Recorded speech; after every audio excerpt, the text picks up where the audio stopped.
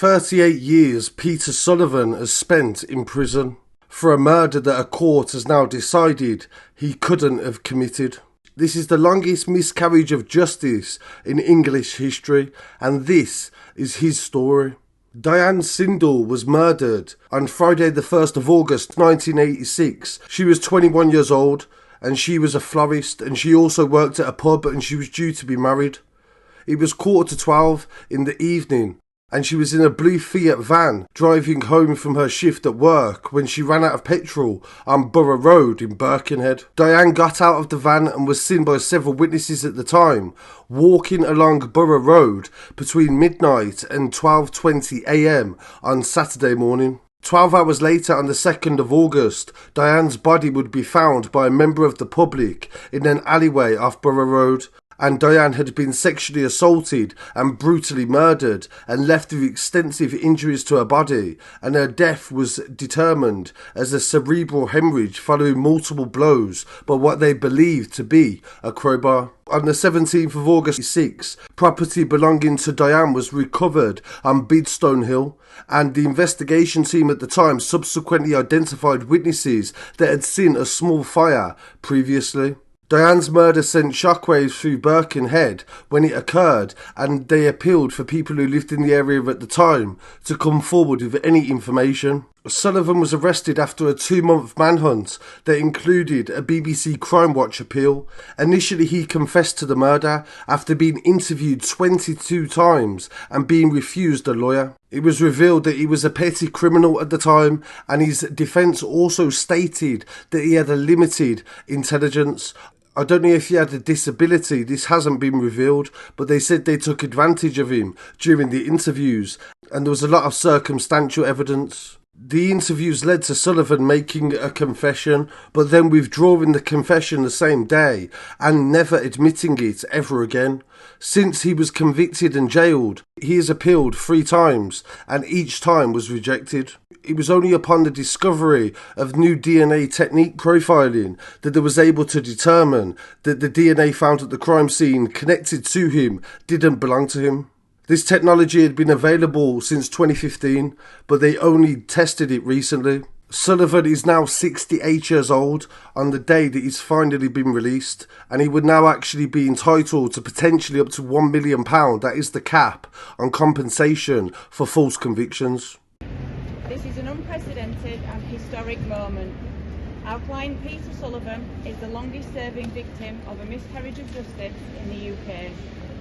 He has endured nearly 40 years in a Category A prison for a truly horrific crime that he did not commit. Today, justice has been at last served and his conviction has been quashed. Peter Sullivan spoke for the first time last week, and he said, "I lost my liberty for 4 decades over a crime I did not commit. We know now how very different the times are that we live in, with scientific advances, legal practices and methods of investigation and questioning by the police. What happened to me was very wrong, but it doesn't distract or minimise that all of this happened off the back of a heinous and most terrible loss of life, and I did not commit that murder or unlawfully take the life of any person throughout the span of my own. As God is my witness, it is the truth and it will set you free. It is unfortunate that he didn't give me a timescale, but as we advance towards resolving the wrongs done to me, I am not angry, I am not bitter, I am simply anxious to return to my loved ones and family and try to make the best of my life that I have been granted." Merseyside police have now had to ask for a new appeal, nearly 40 years later after the murder of Dianne, for information about that time, due to the fact that now they know it wasn't Peter who did it. So this can only mean that the murderer is still out there and his DNA is not on the database, as they're not able to determine and connect him to anybody in modern times. And this is the chilling prospect for the fact that he spent 40 years of his life in prison, and the families that didn't actually get any justice, and also the risk that is still posed by the man that brutally murdered Dianne Sindall all them years ago.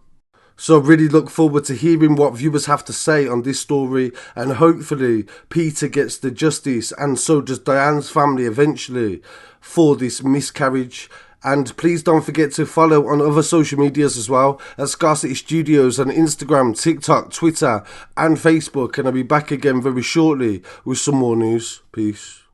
This was addressed at that time.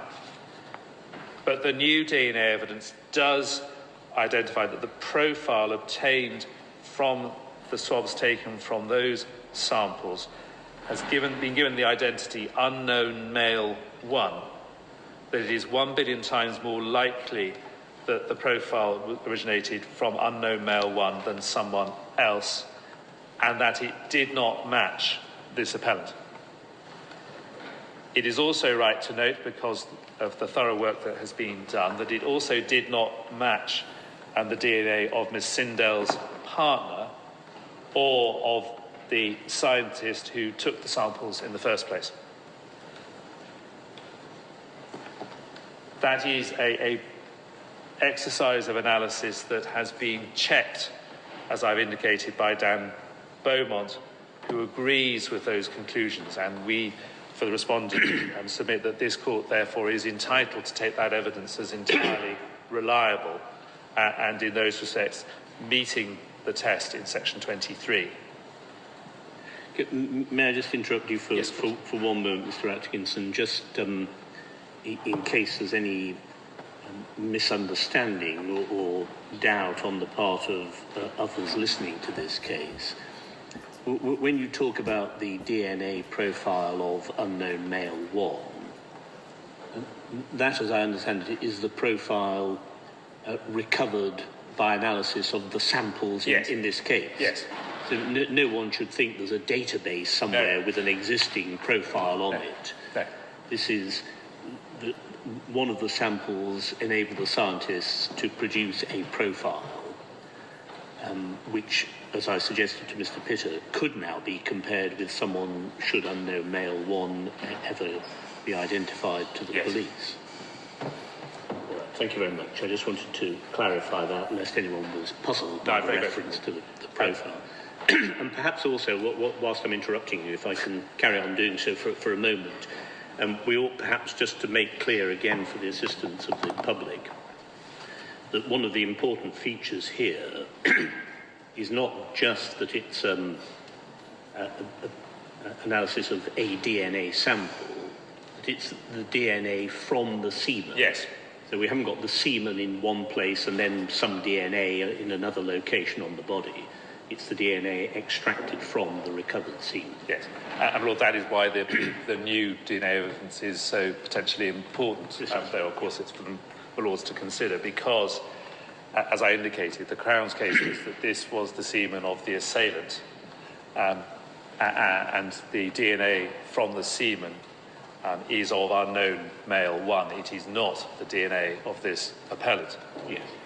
I've already indicated it was also not that of Ms. Sindall's partner, and it is important to make clear, touching on a point that Justice Bryan has already made, that there is absolutely no basis to suggest that the DNA could have come to be there, the semen could have come to be there through any consensual activity between Ms. Sindall and anyone else. The police were, and the Crown are, satisfied there is absolutely no basis for any such suggestion. This is DNA resulting from the assault that was upon her and from nothing else. It's also important to observe that had this evidence been available at the time, it would not necessarily have meant that the police investigation would have stopped. Clearly there would have been efforts to identify unknown male 1. Consideration could also, back then, have been given to consideration as to whether the offence involved unknown male 1 and the appellant. But that would have to have been something considered back at the time of the police investigation. It is certainly not something that could even